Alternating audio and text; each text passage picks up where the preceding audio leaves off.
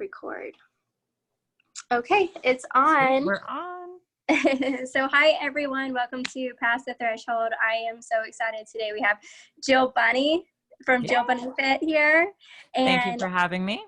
I am so happy. Like I was saying off air, she reached out to me and I was so excited because I'm very intrigued by cognitive behavioral therapy and like how it plays a role into fitness, and kind of more about your backstory and how this all started for you. So where do you feel like it all began? Wow. Well, I guess we'll start. I'm 34 this year and I live in Canada. So anybody that's American will definitely notice my accent. You notice mine right away. And my love for health and fitness started from a very, very young age. And I have a brother that's 2 years older, and I just wanted him to play with me, because as a young girl, and you just want to have fun with your older siblings. And he didn't want to play with me because I was a girl. So I thought, I'll cut my hair and I'll play sports because then he'll like me. That didn't work, but I noticed that I was pretty good at athletics and I enjoyed fitness. So from the age of 6, I played all the sports that, most of us probably did. And I found a love for volleyball. So I ended up playing elite level and for Canada, and which allowed me to get a scholarship at university at UNB for kinesiology. So absolutely loved my time there for about 4 years in studying. And at that time, I thought I was going to be a professional athlete, as we normally do at that young age. That didn't happen. So I had to grow up and get a real job. So I knew that it was going to be in the health and fitness industry. So as a young person, we usually start out with personal training and all the group exercise classes. So I would teach like aquafit, Pilates, aerobics, you name it. Like that was my jam. And then I started to morph into wanting to get back to a sport. And I knew I wasn't going to play volleyball again. And I wanted something that was going to encompass training and diet, like everything that I've learned over the 6-7 years of studying. And I flipped open a magazine. I was like, this is it. I'm going to be a fitness competitor. So if any of you guys have no clue what that is, that's, we're tanned, we're got all the hair and makeup and looks like we haven't eaten in like a week on stage with a nice bikini. And so I started training for that and I loved it. And it was about 4 years where I just dove myself into that industry and started to train clients as well, where I run my business Fit Bunnies for competitors and transformations. And about a year before I ended my career as a competitor, I had four international titles. Wow. I wasn't feeling so good. Sorry, that's my dog. If you can hear him, he just always wants to steal the show at some point, right? Oh, yeah, it does. So at about 1 year before I started to really know that this was about it for me, I got diagnosed with MS. So I knew that me trying to push my body to the limits just wasn't going to work. So I knew that was it. 2016, I competed at the Arnold's and retired at the top. I won the title. And I thought this is a great time to stop. And about 3 months after competing, I didn't feel right, went to the doctors, thinking, okay, it's probably just another MS symptom. And lo and behold, I was diagnosed with thyroid cancer. Oh, man. Yeah. So very difficult to no longer be a competitor, have that athletic identity. But now I was dealing with MS and then cancer all at the age of 30. And with cancer, you put on weight with the thyroid removal. And I understood for the first time what women went through when they said, I do everything that I can for training and diet, and I can't lose the weight. And I totally understood what they were coming through because that was my job. I'm an expert and I couldn't lose the weight and it was piling on. And I think I packed on about 35, 40 pounds, although I wasn't eating garbage. And at that time, at least I gave myself some self-compassion. And I said, okay, well, you can't just run yourself into the ground because you're literally at the breaking point. But I knew I could start to learn my thoughts and at least have a mentally sound mind. as I was going through the treatment. And then, you know, in time, I'd get my physical body back. So I picked up some books as I'm an introvert. I love to read. And I picked up Feeling Good. And this book was fantastic. It is has terrible font. I will admit, if any of you guys are going to grab it, you're going to look at it and put it in a bin. I did that for like 3 months. But I picked it up, I read it, and I thought, wow, I really want to learn more about CBT, which we'll get into. And I thought, okay, well, this is really helping me, but I want to learn more from a perspective of education. So I went back to school, thought that would be a great way to use my time. And I don't know if that's me or you. Is there dinging? No? Yeah, I don't hear anything. That's Oh, interesting. okay. That's good. So I went back to university and studied cognitive behavioral therapy, and it immensely helped my mindset when it came to dealing with feeling overweight, feeling like a piece of garbage, that I shouldn't even be a trainer anymore because I can't get my own quote unquote shit together. And I started to understand why I thought the way I did, started to understand my feelings, and my behavior became more congruent with what I was after. And because of that, my body was happy. And over 6 months to a year, I lost that weight. But I didn't push myself through the extreme dieting that, you know, we would normally resort to. And I thought, like this stuff works when it comes to fitness. And I only went there to help me just on my day to day. And lo and behold, I'm like, I think this might actually help my clients as well. So I started just practicing CBT with my one-to-one clients and the skills that I was learning. And I couldn't believe the results they were getting. After 15 years of working in the fitness industry, I'm like, I think I found that missing piece, or at least in my business. And I kept doing it, kept practicing it, and it was eating away at me when I would wake up saying, you need to do something more. And I realized it was bigger than myself, which was brings me right here to today with the launch of CBT Meets Fitness. Wow, that's amazing. Yeah. There's so much there. And I just kind of want to go back and talk more. And Mm-hmm. you've talked a bit about your mindset before, and kind of it sounded almost like imposter syndrome of like, how can I even be this fit person for this person if like I'm struggling with it too. But I think for clients you've worked with or people kind of struggling in that mindset, like what does that often look like, or what have you noticed so far? So what I noticed mostly with the fitness industry and the mindset is this all or nothing mentality, that we have to be either all in when it comes to diet and training, or we're completely off track. Mm-hmm. And unfortunately, when we look at school and education, we're taught our math skills, we're taught spelling, grammar, science, history, but we're never taught how to diet and train. It doesn't exist. So what we learn is you work harder. The harder you work, the better result you're going to get. And that starts to put that all or nothing type of mentality thinking into our brain, that that's what we have to do to get the results that we're after. And unfortunately, that's not the case at all. But I always tell my clients that, and they say, you know what? I shouldn't have eaten that pizza. And I said, you know what? You did exactly what you should have. And they look at me like, well, what are you talking about, Jill? And I say, well, you haven't learned the skills yet in order to understand why you think you shouldn't eat that pizza. And they say, okay, well, let's work on this. And we do, and they start to see another window. So I usually say, as an analogy, let's say we go to a vending machine, and you're at work, you had a really bad day, and you're like, I just don't care. I'm going to go to the vending machine and I'm going to get that chocolate bar that's been like nagging at me all day. And Yeah. if I came to you and said, well, you know what? I've got like 2 gifts that I could give you, but you can only pick one.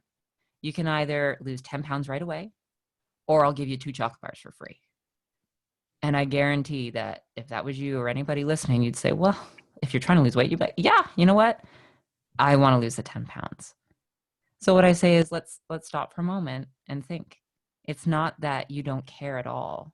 It's just that you're having a feeling, and that feeling isn't 100% true. Mm-hmm. Yeah. Yeah, we tend to like attach our thoughts to our identity or who we are and think that they're the truth. And sometimes we can take that step back and come from like an objective lens. Yep. We can think more thoroughly about, you know, what it is that we really want and restructure our mindset so that it's more beneficial for us.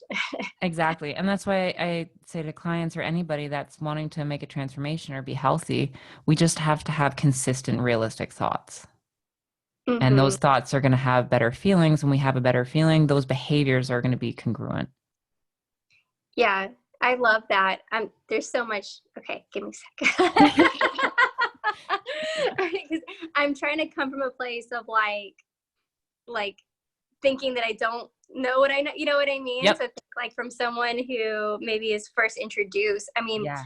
how would you even explain cognitive behavioral therapy to someone who may be just hearing about it? Yeah. So first, it's kind of 3 little compartments. So what you think and feel is ultimately going to end up with a behavior. So I usually say, let's do a quick example situation. There's cookies at a party, like a big plate of cookies. So that's the situation. And your thought is, doesn't matter. I'll just have one. That's okay. So then you eat the cookie, you have a feeling, because there's always a feeling that's connected to a thought. And that feeling is like guilt or shame. And then there's probably another thought that happens, and that's, I just don't care anymore. I just screwed up. I might as well just eat this whole plate and I'll start again tomorrow. So the behavior, you ate the whole cookie box, that whole cookie plate. But what we want to do with CBT is we look at the thought. I don't care. I'm just going to start again tomorrow. And we say, well, is that 100% true that you don't care? Or is it just that, is there a situation that's triggering you to think a little bit differently? Let's look at realistic thought. So we kind of want to break that pattern of that behavior that we don't want to have. Yeah, I love it. When you're talking about that, I often reference the chimp paradox from Dr. C. Have you read that one? I love it because it breaks it down. Like, you know, you've got your little chimp brain, and that's that fight or flight mode. So it's, you know, immediately eating that cookie or whatever it looks like. And then you have the human brain who like oftentimes feels guilty, like, oh. And honestly, I love this one. Most of my clients like this the best. And I say, okay, if you're driving down a highway and you miss the exit, are you going to say, shit, I suck? Probably. But you're going to take the next exit and go right back on the direction that you're supposed to be going. You're not going to say, shit, I suck, and just keep driving till Monday. Like, look at how far you'd be off track. You think, that's ridiculous. I would just get back on track. So then when we think that, it's, okay, well, let's just apply that same logic to your food or your training. That's what we kind of do. And it's that light bulb of saying, that's ridiculous in another situation in life. We just want to apply it back to your diet and training so we have a more realistic thought. Right. Yeah. I love that your examples are simplistic and they're so relatable. And, you know, when I started going through the training, I kind of gravitate a little bit to CBT, but then I also love like mindfulness, acceptance, commitment, and whatnot too. So I'm kind of like on the fence. They're both very connected. That we say with CBT is being present. That we look at being present, your present thoughts. We're not looking 30 years back. So there's a lot of research and a lot of therapists say that, you know, mindfulness is key for CBT. It's a really good thing to connect with both of them.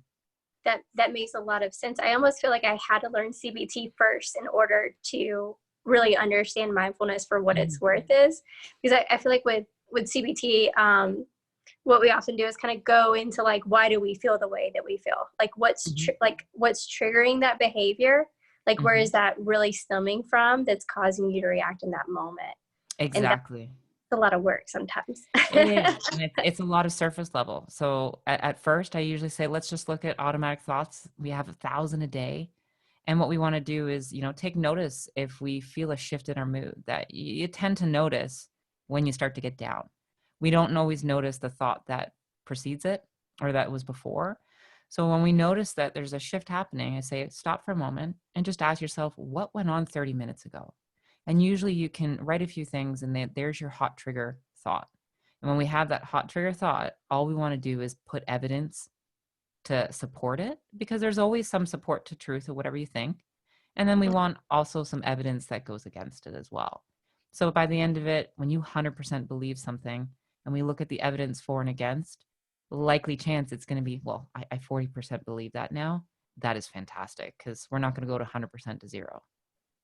Yeah, that makes a lot of sense. I noticed too, like something that we often talk about is like negativity bias. Mm-hmm. So, and I actually touched base on this with Kristen Crowley the other day too. How so many times throughout our day we tend to notice all the negative, and we have way more reactions to the negative to the positive. So, like she was talking about being this public figure, and I'm sure you can relate. Like you get a million nice messages, and then that one hurtful Mm-hmm. message like brings you completely down. Yep. Yep. You It's know. and that what with CBT is a core belief. Like you nailed it right there. And a lot of people, it might be the core belief that I'm not good enough. So that's a big one when with a lot of women or clients. And even though we get this nice positive comment, it's like the Pac-Man that wants to eat whatever message.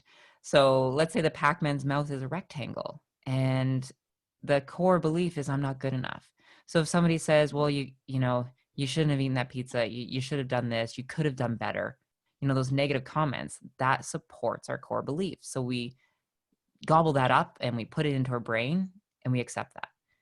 But let's say somebody gives us something positive. Well, that's a triangle. It doesn't fit in the Pac-Man's mouth, so it just bounces back. Or what a lot of us do is say, you know what, that was luck. Or she's just saying that to be nice. So we've made that triangle into a rectangle. It now fits in the Pac-Man's mouth. And then that core belief is supported that, yeah, we aren't good enough. And that's Yeah, what we work with CBT. But core belief is getting down to the iceberg at the real bottom. But it's fascinating when we start to look at things like that. it can be really scary too. I think for a lot of Mm-hmm. people, there's some deep emotional, maybe even trauma that comes with that. Yeah. So, for so long, especially if there's like childhood trauma, they've been taught to suppress it. So, even if they wanted to open up that, it's like, it's such a hard thing to do. So it's so impressive that you're able to work with these women Mm-hmm. and introduce fitness as a way Yes. for them to feel strong and feel powerful and work through a lot of the negative self-talk that they Mm-hmm. tend to get stuck in. And So, that's, with depression, anxiety, that, it's rising. And when you look at, like, from a very clinical therapeutic standpoint, people that mhm, go and get therapy, which is fantastic, what do they touch on? Or what things do bother them? It is sometimes weight related or how they feel. And what do the therapists want them to do? They want them to eat better. They want them to move so that their depression subsides. So it's mhm, really neat when you start to see the correlation. And then here is where the problem rises, that fitness professionals, we aren't taught how to deal with depression, anxiety, divorce, all of these things that happen on a day to day with our clients. We have no idea how to deal with it. Yet mm, somehow we have to be able to support them, motivate them, stay within our wheelhouse. And, you know, we can't say go to therapy because they'll be offended. So we have to take on mm, that role, but we're not understanding of the skills. So that's where I realize there's a big disconnect. And if we're able to learn a little bit more of those skills just to help them along the way from a health and fitness perspective, our clients are going to get the results, and, we feel better as trainers because we feel that it's not our fault they're not getting the result, that, it's an ally instead of just a dictatorship in a relationship. That's what I like to say. yeah, that's a really good point. And when you were talking, I just keep thinking like, how valuable is it that there's people like you who are introducing the mindset element of um, into fitness, because I remember I was never performing at that elite level, but just Mhm. when I was doing competitions, like, especially I was younger, I was maybe like 22. And Mhm. there's just, you're feeding yourself with so much shit. And I say shit because it was shit. Yep. Yep.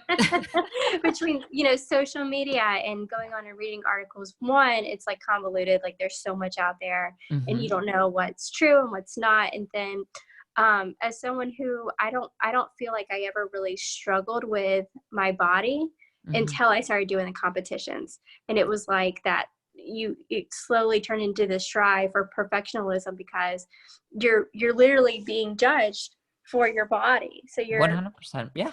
It's crazy. yeah, and a lot of the fitness industry is, you know, really about your insecurities. So like they Mm-hmm. almost kind of touch base on what's like hurting you deep inside, so Yeah. that they can, and maybe some of it is like so that they can help you. It's not all bad, but it's definitely a struggle. So can you talk more? I mean, I guess I don't really want you to have to completely open up about the industry, but from your personal experience, you said that you loved it, but was it difficult for you too because of the mindset and Oh, predominantly most of the fitness industry? very difficult. When I was in it at the time period, I was younger, right? Obviously, I was in my 20s. I loved every minute of it. But Mm-hmm. now stepping back, I could see where I could have used a lot of help. That, what my focus was, that was never good enough. I never looked good enough. It's ridiculous. And I look back at those photos and said, how could I have ever thought that? And I look and at my training, what do we do as competitors, or what do trainers do? We focus on diet and training. That's what you can focus on 100%. But I kind of look at the perspective now where my body's pretty close to when I competed, yet not the same diet, not nearly the same training and the crazy regiment, yet I'm Mm-hmm. pretty much on par. And the reason being that my focus isn't on my fitness and training 24/7. I say, okay, you know what? I'm going to go to the gym, train for the hour or whatever I'm doing.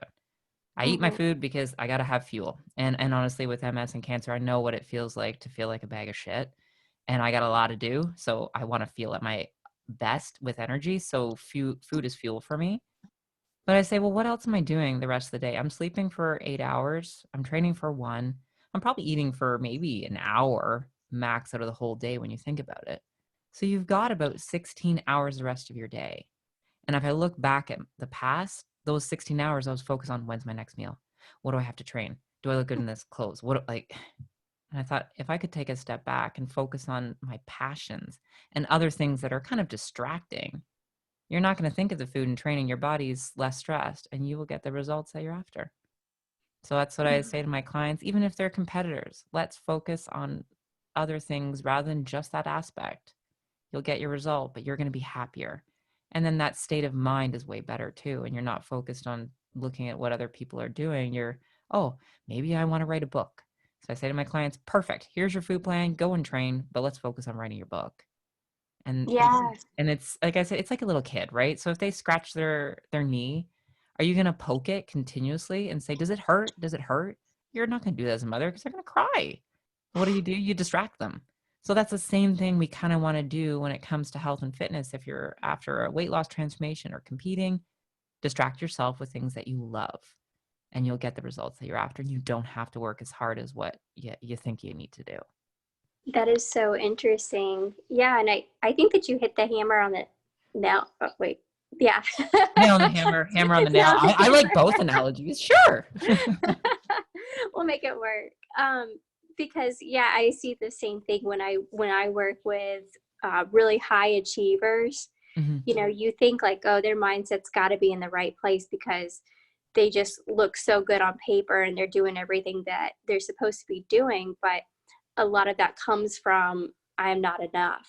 And Hmm. that's what's really interesting for me is a lot of times, and this is just my own observation. I don't know if I have any research to back it, but the not enough is the whole reason is they've used that to push themselves for so long that it's like if you strip that away from them, then they're afraid they might not have the same motivation Hmm. to I succeed.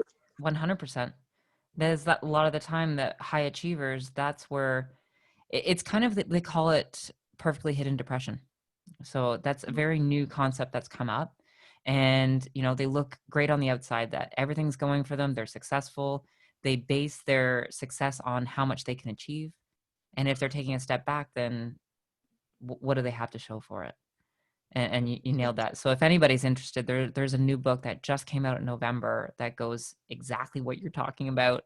And it's called Mhm. Perfectly Hidden Depression. And it's for high achievers, like you said. It is fantastic. I'm very interested Yeah, because it's amazing. it's a slippery slope. I mean, how Hmm. many times have you heard the stories about someone who committed suicide and everyone's just shocked because they had the everything going for them and you Yep. can't understand. but they hid their depression so well, you know. Yep, it's masked and they just don't know how to ask for help. So that's what I see a lot in the health and fitness industry as well, from celebrities or, Instagram, people that got a lot of following. They're afraid to ask for help. And that's the hard thing, is saying, you know what, I need some help, or I'm struggling. We wear these masks and it just doesn't allow us to speak up and be open. And the CBT component is just understanding our thoughts and feelings. And a lot of people can do it on their own. So there's a lot of like courses that we've built that you can, do it by yourself, or, getting somebody that you can talk to. And that's an important thing as well. I say for any health and fitness transformation, or you just want to be healthy in general, we got to have Mhm. some good support system in place for sure. I love that. Yeah. Um, And I want to go back a little bit too, because I'm kind of surprised we just like completely glossed over this huge part, pivotal part of your life. that, Oh, which one was that? I know you're so nonchalant about it. Like, oh yeah, I had cancer, you know? But I mean, from a mindset approach, here you are, top level, Hmm. like, living out your dream. It sounds like you've already had this like incredible mindset. Um, Really, you surpass at a young age what a lot of, I feel like, women struggle with, and that's that confidence and that ability to like go after it Hmm. despite like, do I have enough money, is it, what's going to happen? And you're very successful. I mean, you have a very high following, you have a fitness business that is thriving. Like, when you found out that you had MS and then cancer and you had a transition, like, was, I mean, how hard? Because I'm like putting myself in your shoes, and I Hmm. think that I would be nearly destroyed. Like, it would be. I was, and I just Yeah. didn't admit it. So as a business owner, like you are, you can't show weakness. So as an athlete, my whole life, and a business owner, as soon as you show any type of weakness, you are going to be hounded and eaten up alive. So in Mm, my head, I'm like, you know what? I just kind of have to hide that and just go along my merry way and just try and be as positive as possible. I look back at probably the posts and where I was, not at all, but I hit it fairly well. But it also was the biggest wake up call. So, the cancer, a lot of people that I've talked to that have gone through cancer and survived, it's made them stronger, but we also don't regret it. I don't regret having cancer at all. It's made me who I am today, and it's made me change the people that I surround myself with. And I also realized that you have to ask for help. So this is where CBT, we learn about mind reading. And when I went through my cancer treatment and went to when I was in the hospital, the only people that visited me were my brother and my husband. So you oh, think okay. of all that following, not one person visited. And that just destroyed me. And I thought, wow, you know what? I got all these trophies, I have all these quote unquote friends. Now where are they? And I thought, wow, Mm, like that was a big wake up call. But the people that were there, like my brother, my husband, was so appreciative, and I was angry for a very long time. And then wow. when I was starting to learn CBT, one of the cognitive distortions that happens is mind reading. So my thought was, nobody cares about me. These people are terrible. Like, they're supposed to be my friends. And then I sat back and thought, well, how are they feeling about this? I'm young, they're young. They might not understand how to help me. I didn't ask them. I didn't ask, can you please come and see me? Like, I would really need that. And it was about Hmm. 2 years later, I asked one of my friends, and she said, felt so awkward. And you're such a strong person that I couldn't see you weak. And I Wow. sat back and thought, wow, okay, yeah, you know what? I didn't ask. I can't mind read. So that was a huge eye opener for me. And the fact that we need to show vulnerability, we need to ask when we're down, or if we need something for somebody, we need to just, get up the courage to ask. It makes a big Hmm. difference. So yeah, going through cancer wasn't fun, but the best learning experiences I could have had. And it also helped me transition to learning CBT, and now giving that back to others so that they can think in a more positive, realistic way, because God forbid, I don't want anybody to have to kind of have those thoughts that I had. Right. Yeah. I mean, I'm glad that you said that, because that definitely wasn't where my mind went to. Like, I've never had like that huge following base, or thought to myself, like, you know, how would that feel if you went through something like that and all these people who you thought were supporting you weren't anymore, you know what I mean? So Oh yeah, like sponsors and everything, and it's a business. So I say, yeah, you know what? You say, well, that's pretty mean if they drop you because, you know, you're sick. Did I mention it to everybody when I first went through it? No. So I tried to hide that.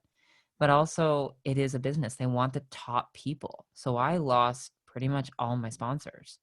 I never got paid for my sponsors. That's another discussion we should definitely have one time, because, you know, a lot of us don't get paid. But it's am I of benefit to those people? No. And that's why I realized that, okay, I'm not a benefit. This isn't my life anymore. So you've got to just turn it around, and where are you going to go? So a door closed, but you know what? I can keep hammering at that door that's closed and let me in, or I can just turn around and look at the one that's open and go. And I'm glad I did. you got to move on. Yeah. Yep. I would sponsor you. Oh, thank you. I'd sponsor you over everyone else. But I think you're doing okay. I don't think you need any more sponsors. maybe for your events, but yeah, that's awesome. I love that. That's amazing. And like, that just shows so much ownership. You know what I mean? Like, you could have sat there and felt sorry for yourself all day long, and like, there's also a difference too between being vulnerable and then feeling sorry for yourself. And I think that can be a fine line. Yep. So you've nailed that as well. That I usually, for example, if somebody says, "I'm having such a bad day, this is terrible," like, are you motivated to help them? Or if somebody said, "You know what, I'm having a really bad day, like this sucks," I'll help that person because they sound like they want help. So it's not poor me mentality. And I truly do believe for like 2020, when it comes to CBT and where I'm headed, and I tell my clients, here's the thing you need to do. You need to take ownership of your life. You need to take responsibility, and you show up and you commit. That, plain and simple. Mm-hmm. Yeah. I love that. And I think going through what I'm going through right now with this whole divorce process, I think it's so easy to get in that mind frame. Like, I'm constantly right now having to catch myself more so than like ever before. And when those thoughts come in and being like, okay, is that the truth? No, like, how can we reframe this or restructure it in a way? And sometimes like clients will reach out to me and they're like, oh, you know, I'm having a bad day. I don't think I'm going to make it, blah, blah, blah. And it's like, that's when you need to show up the most, you know? Got So it. Yeah. I love that you incorporate fitness into this, because I will say, like, for me, like, you got to set a goal. Like, if you want to, you know, I could sit here all day and talk about what went wrong and wrap my brain around it, sit in my room and cry or whatever. But like, going out there and like, you know, taking back control of my life and getting in better shape and focusing on like what I can do and looking at this as an opportunity. I feel like I'm in a counseling session, but I'm hoping the people listening can relate. You know what? Exactly what you're saying is going to help so many people. Exactly. Like, you are. Because that's what we were talking about in a class that we were doing today, because a lot of the people are injured, and they thought that they were going to have this long military career, and now it's like, that's not what your life is going to be anymore. And the same thing for athletes and a lot of people do, you know, whatever your transition is at this point in your life. And that's when you got to start thinking, okay, how do you rewrite your story? You know, this isn't the worst thing for you. This is actually an opportunity for you to move forward and be more than you ever would have thought. And I love your story because I mean, who knows? I mean, you were already like doing so many amazing things, but now after cancer and MS, it's like you have this new passion. I would imagine, from what I see. Oh, you know what? It's when you know, like, life is short and it can end in an instant. And as you get older, I think we start to respect ourselves and we start to really value, you know, each and every day that we're here, or that's the way I feel. And I look at the fitness industry and it's given me so much. But I also say, if I pass away, what's going to happen? Like, I write training programs and fitness programs. It's done. Like, I don't have anything, a legacy to leave behind, where when I'm gone, it's going to keep going. And the CBT was my savior. And I say now I basically will do as much as I can to bring that into the fitness world so that when my time passes, hopefully, it'll be a long time, that the CBT is, we'll be at the same level of HIIT training. So like 10 years ago when we heard HIIT, like I thought it was like slap me in the face. I'm like, how is that going to help me get fit? And then I learned it was high intensity interval training, but nobody says that. We say HIIT. So I was like, in 10 years, my goal is like for people to know CBT is not weed, it's cognitive behavioral therapy, but that they hear CBT, they think of health and fitness and I not never just think a about that. therapy session with a lady at the clipboard writing some notes. That's not what it needs to be all the time. Yeah, that's one thing I've noticed too, because I don't know, do you feel like you get resistance sometimes when you discuss CBT? So I really look at each individual that I work with and where they are. So we know the 5 stages of change, right? So some people just aren't ready, and I meet them wherever they are.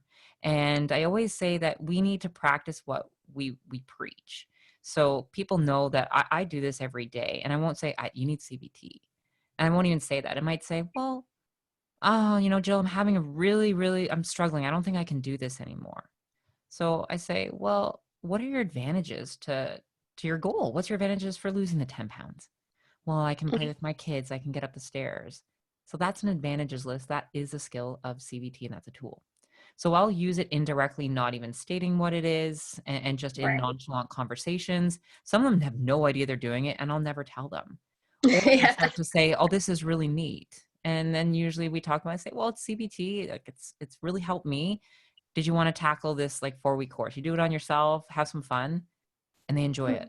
So I just meet where the clients are. And like I say, I'm like, it's not a therapy session when we sit one-to-one like that, but I'll always meet people where they are. If they're resistant, they're just not ready, and they'll might be ready at another time.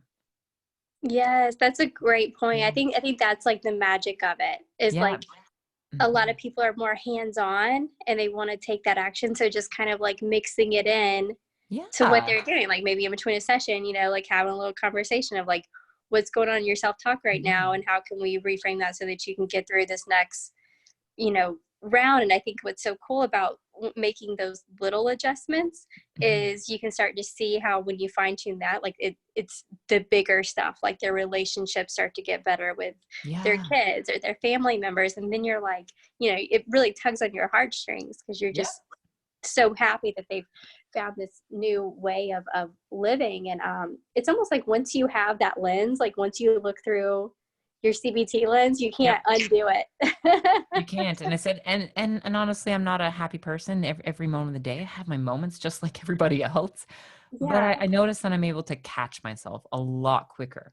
Whereas Yeah. sometimes it was days on end, I'd be down and just in the dumps. Whereas, Mhm. sometimes it's a lot less. It might be, 5 or 10 minutes. Or, Yeah. I've learned if I'm having a shit day and I'm like, I don't have time to think about this right now.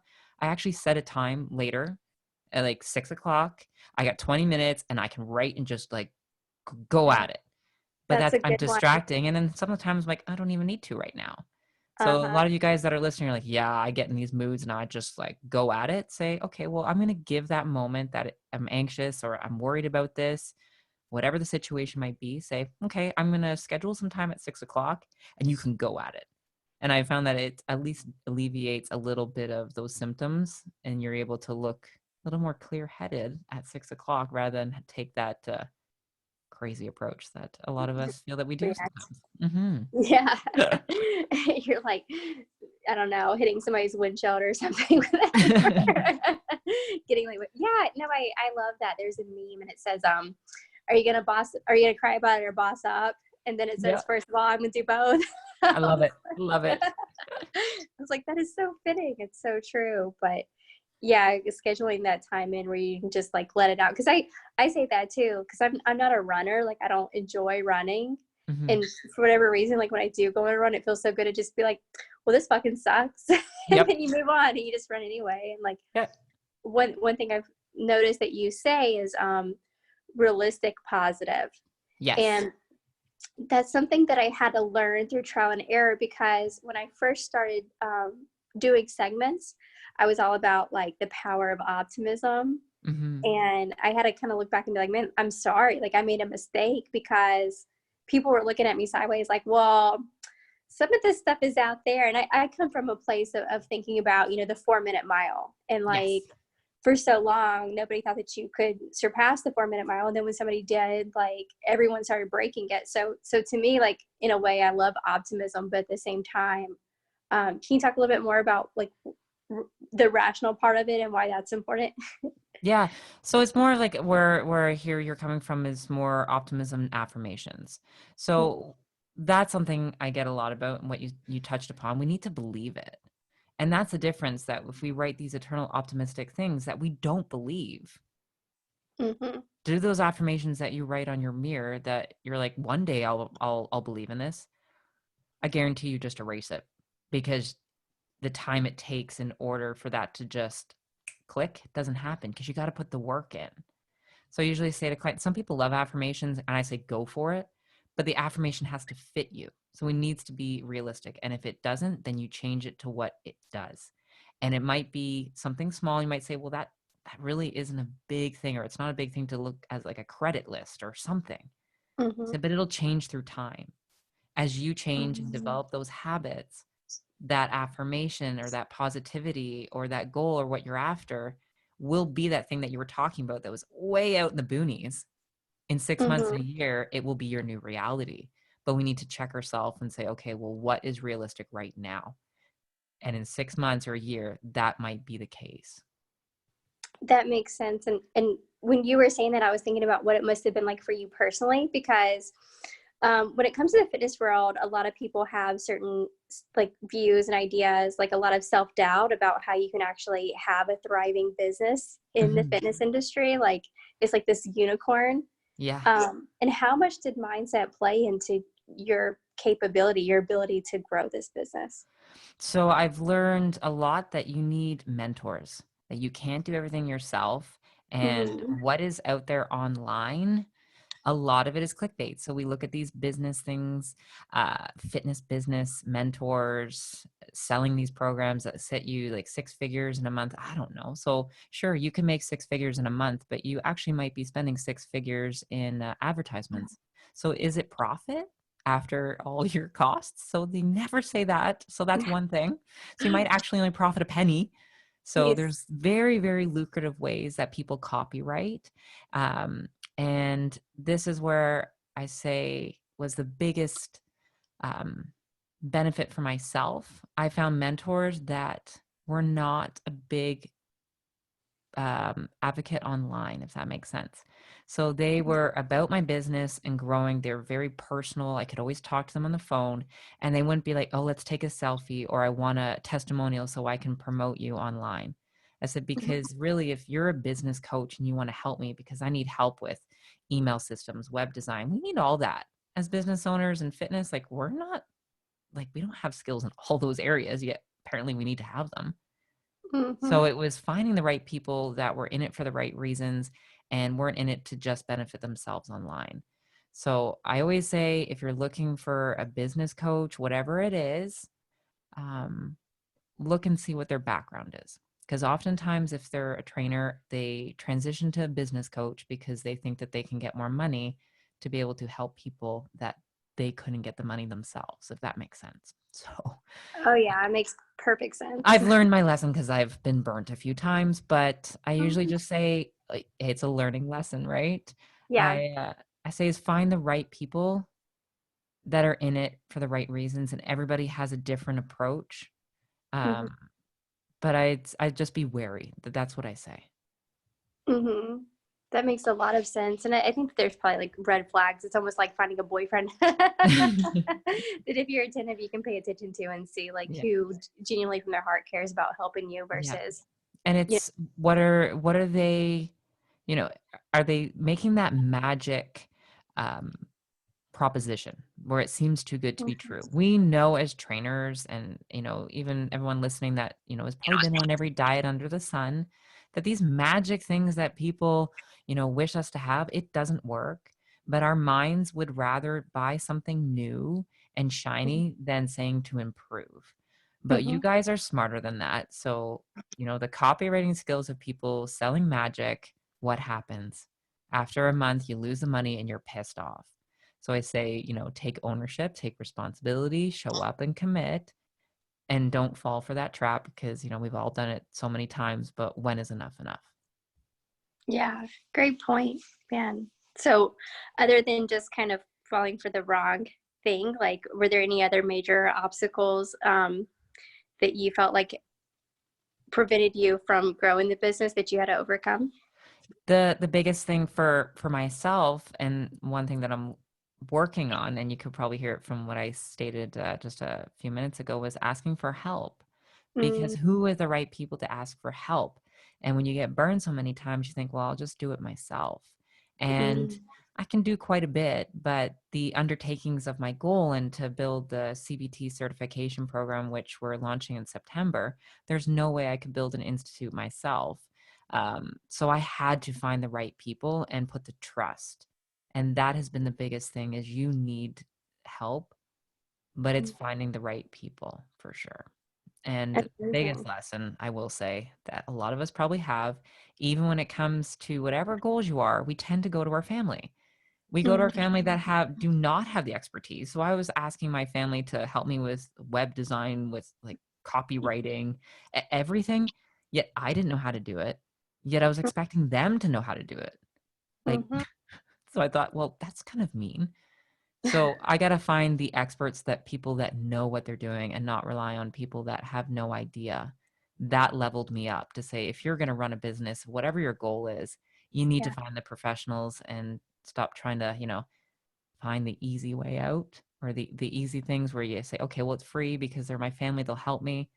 If you really want to do something, level up and find the right people.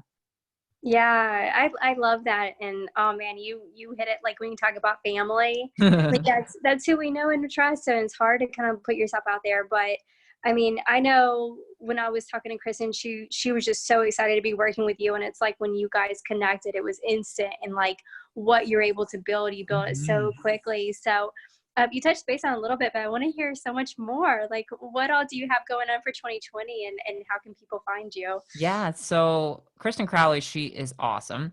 And we actually met because of the fitness article and the magazine cover I got with Strong, which covered my thyroid cancer and and the introduction of CBT. That is literally how we met, because she was going through some thyroid issues as well. And we were in Phoenix. We were in Phoenix at the same time randomly. And I'm like, let's grab a coffee. I had no idea who she was, and it was like literally like a blind date that's gone fantastic. But she's my friend, okay? And we just, she's like, well, why don't you come to my WellFit social and talk about CBT? I thought, cool, like I'll come down to Virginia Beach. Right. And things snowball. Like when I start to connect with people, you just get ready, because one project will be 100 in probably about a week. Love it. So we've realized she's fantastic at events, at planning, and really creating experiences. And I said to her, you know what, CBT is fantastic in fitness, but as society today, we're always on our phones and we're lacking that experience and that touch and being able to get away and really tune into our thoughts, our feelings with supportive women. And that's why Mhm. we're going to be running exclusive retreats across the US and like Costa Rica. And we're also going to be doing fitness professional retreats. So for business owners just like yourself, that oftentimes we want to get the content. So we want to get videos, we want to get photo shoots, content with like-minded people, but it's very expensive. And we don't want to go to a fluffy retreat or experience or workshop where you're like, yeah, they just motivated me like Tony Robbins. He's awesome. But I leave with nothing and I come home, I'm like, well, now what do I do? So Mm, we said, okay, we want to build the content so that, when you leave, you've got everything that you need thriving, and it's going to cost you less than thousands and thousands of hiring videographers, because that is something that we've both noticed is a struggle in a lot of businesses and ours. And we thought, well, let's connect with the greatest people and let's mm. make it happen. So I'm really excited for that. I am. I'm excited for you too. And it's called Reframe. Yeah, reframe your mind and body. Reframe your mind and body. I Yeah. love it. I'm so excited for you guys. Oh, thank you. It looks so fun. Like you guys just look like you're having a blast. I On your do, and I photos. think that's what it's supposed to be like. Yeah. So true. So you have Reframe, and then how can everybody find you? And I think you talked about another program, a 4-week program. Is that right? Or is that still? Yeah, so for the Reframe Your Mind and Body, we will be putting up the full site for all the events that will be locked in for 2020. But you can check out our Instagram, Reframe Your Mind and Body, or like Fit Bunny Jill. It's all connected, so you can just follow away and then you'll find out information. We do have a 5-day reset, but we have 100% confirmed to all of you that you are not getting sales emails. You're not getting, you need to buy this. We don't want to do that because we get flooded enough in our email box that we just want to share what we have and have some fun. And if you want to hit a retreat at some point, awesome. So that's with Reframe and the CBT Meets Fitness. We've got a 4-week food and fitness connection course. So that's our top selling one, where you're going to learn the basics when it comes to how to diet and train and think that way that you need to in order to get your goals. So that's on the website. I'll link it up if you want to after. And then in 2020 in September, we'll be launching the first cohort for the fitness professional certification. So that's very exciting. Oh, wow. Yes. Amazing. Yep. So I noticed earlier when you were talking, you were kind of explaining like a lot of fitness professionals don't really know how. Mhm. So, and I was thinking in my head, I wonder if she's ever going to do that. So you're already ahead of the power curve for sure. So Yep. I think that should be like the first thing. I think it should be mandatory if you want to become a fitness trainer, because that's how I got into it too, is I was a personal trainer Mhm.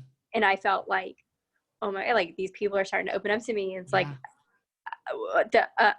you Yeah. know, like, the It's bare minimum and whatever's intuitive. But like, I've worked with a lot of trainers, and what they say and do to their clients, I'm like, what is yeah. happening? That's Yeah. not going to help Yeah, at all.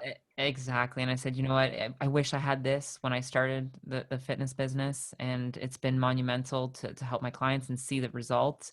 Obviously, you want good retention, good referral system, and it works. So I said, if we can all come together and we learn these skills, I can do this for, 100 women in a year and do it retreats. But if I can teach trainers and fitness professionals and health coaches, how many thousands are we going to teach? And that is going to be that monumental growth that would be my epitome of goals in life.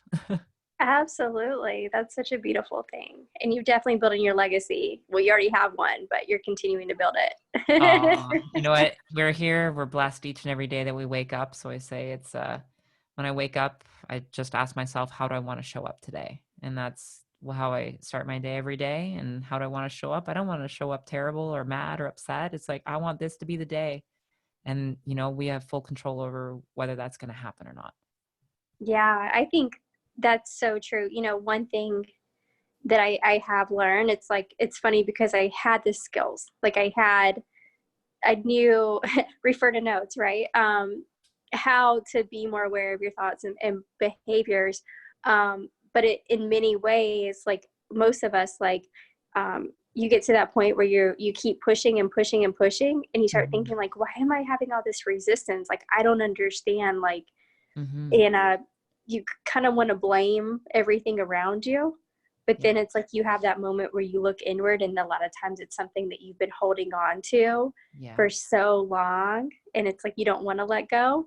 So Mm-hmm. so once you release that and kind of like almost be at ease, like whether you're training for something or you're a business Mm-hmm. owner or you're wanting to excel in your career, like have this ease about you, that Yeah. it's like things just start coming through the woodwork. Like, because for a while, like I wasn't getting any work. I was barely getting workshops. Like a couple pitches went through, but not anything crazy. It was tough getting clients. I carried like 10 pounds of weight. And the thing was, is like my headspace was pretty, like I felt like it was in a good place, Mm-hmm. but it was like I kept pushing and pushing, and I kept getting resistance. And I was like, like it's okay. Like I'm just gonna kind of go in with a day of intention, but not press so hard. Like Beautiful. that's when everything started working out. So You hit that flow. yeah, different seasons, right? Like Yeah. like things I didn't even have to work, and things were like coming up. So I think that's very interesting. I think for people listening, especially ones who are high achievers, if you are in that mindset of like like I love the idea of grind and hustle, but sometimes I think it's portrayed too much on social media in like a negative light. Yeah. Looking like having more joy and fun in your life, and Yeah. And I always say, you know, people say I got to grind. Is it a success? I don't know. I like my sleep. And I say, if you have this was a great analogy that I had for myself. So I was checking my phone at 1 a.m. some mornings. I've stopped that. And I thought to myself, if my surgeon on her day off and I'm having surgery the next day and she's fiddling with her phone at 1 o'clock, Mhm. um, do I think that she is competent to be taking care of my life? No. So if No. somebody's grinding and hustling 24/7 and you've hired them as a coach, um, do you think that they have their schedule on point, that they have their priorities set? I don't think that they really could take me on as a client because they can't get their shit in order. So I like somebody that, you know, will email early in the morning, that goes to bed early. Like I want that as my coach and my mentor because they value their time, they value themselves. So I Mm, say, would you rather get an email at 1 a.m. from a coach or, you know, 6 a.m.? absolutely. Yeah. Yeah, that's such a good point. Well, I think that's a good stopping place. Honestly, I could probably talk to you for another 4 hours. We'll just have to do another one then. Absolutely. But I'm so incredibly thankful. I will be sure to link all of your different pages so everyone can check you out and learn more about your retreats and everything that you have going on. And again, I'm about to turn this off, but for everyone listening, thank you again. Our podcast is slowly building and it's so cool. If you're thinking about starting something and you're worried about whatever the likes and followers or all that bullshit, just put stuff out there, put good content out there, and you're going to get quality over quantity. So if you guys like what she has to say, please reach out to her. I feel like you're really good about getting back to people. And Oh, I always love a conversation. So I look forward to any of you guys that message out and would love to work with you. all right, and I'm going to turn this off. Thank you, Joe. No